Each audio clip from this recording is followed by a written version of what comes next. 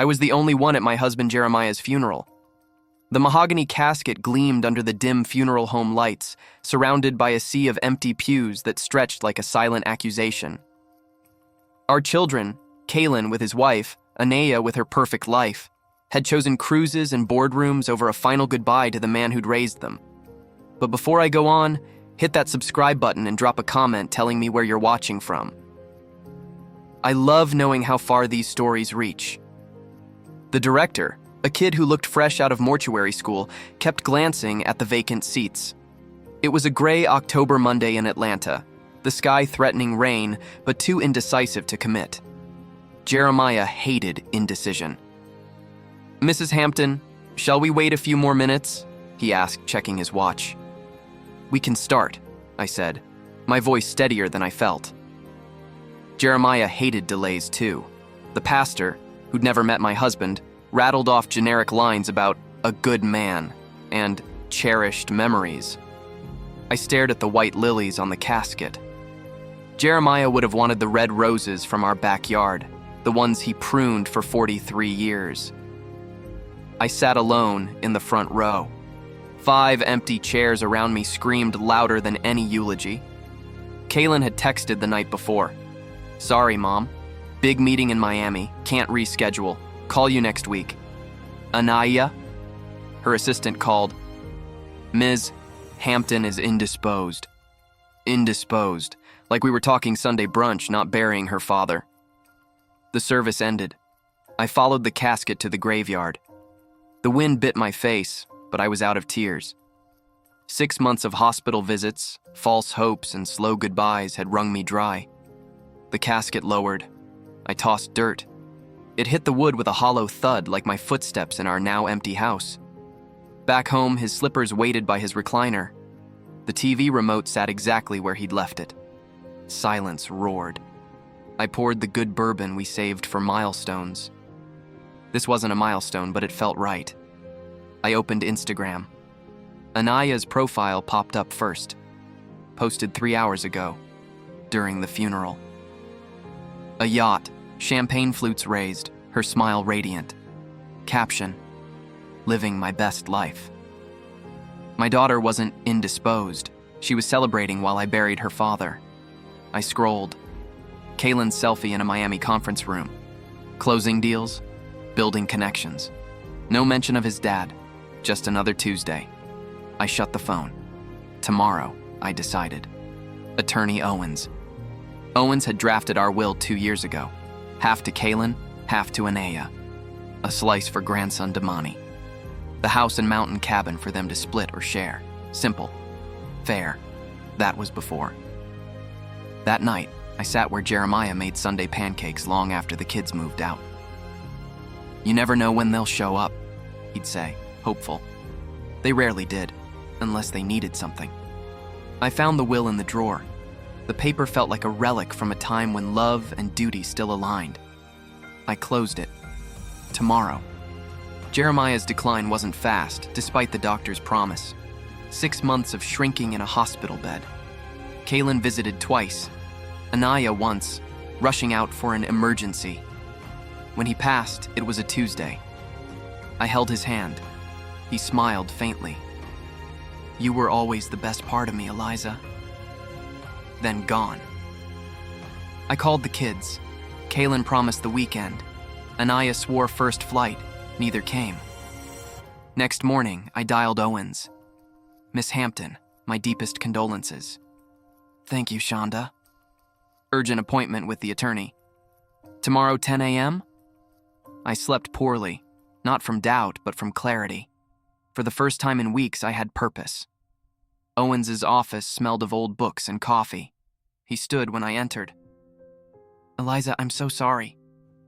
Jeremiah was extraordinary. He was. I need to change the will. He nodded. "Specific revisions?" "Remove Kalen and Auntee. Everything to Damani." He removed his glasses slowly. "Completely?" "Yes, house, cabin, accounts, investments, all to my grandson." He cleared his throat. "Grief can..." "I buried Jeremiah alone," I cut in, calm but firm. Auntee was on a yacht. Kalen in a meeting he could have moved. Damani called daily, mowed the lawn, drove me to the hospital when I couldn't silence. Then, we'll prepare it. They may contest, let them try. Structure it as a trust, Damani's, untouchable till he's 30, except education or emergencies.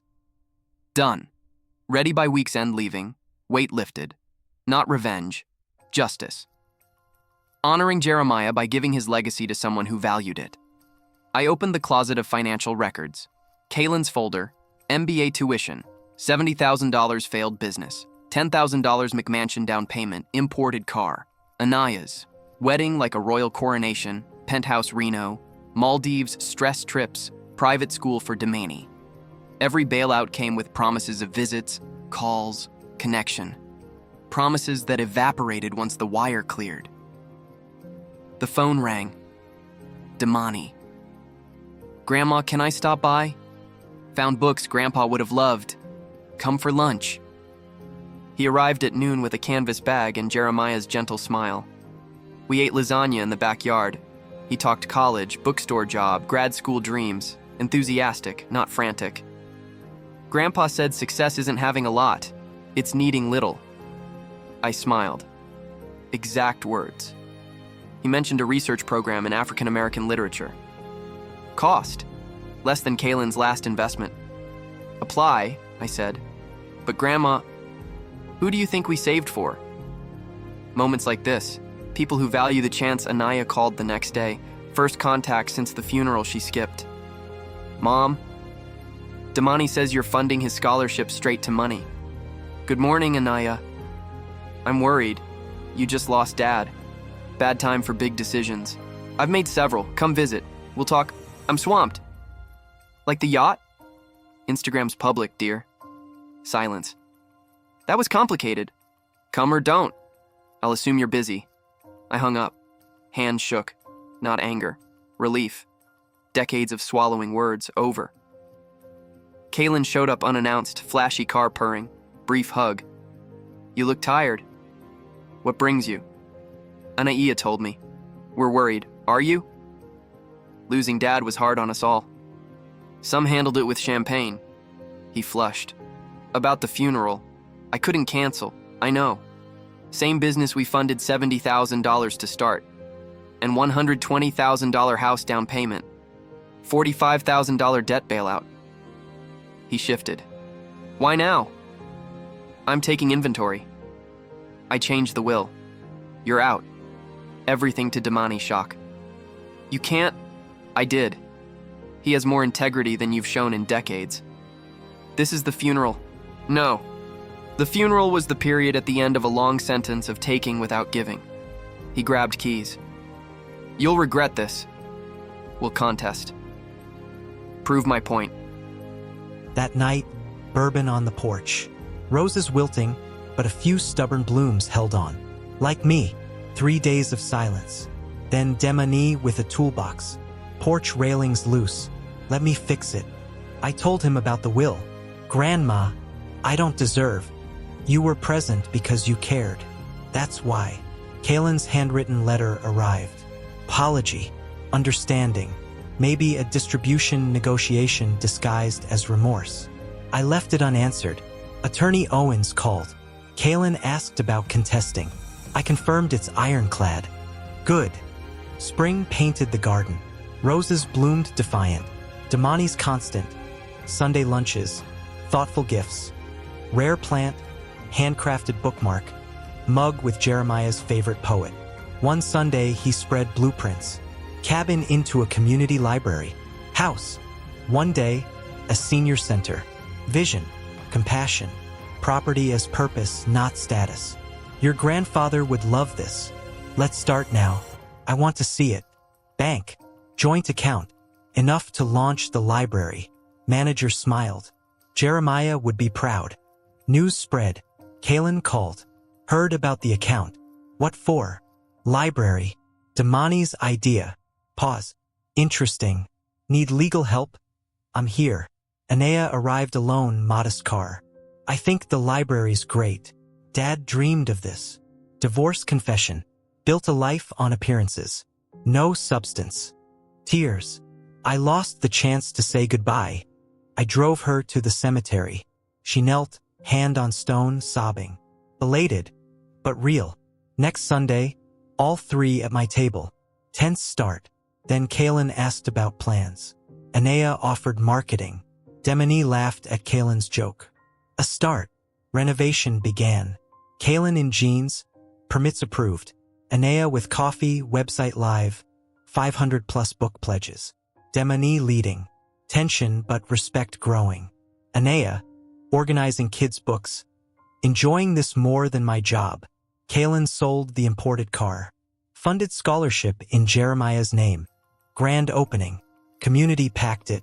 Kids, seniors, teens. Programs launched. Plaque. In memory of Jeremiah Hampton, who believed books and gardens grow dreams. That night on the porch, Kaylin, we respect the will. Won't contest. This isn't for money.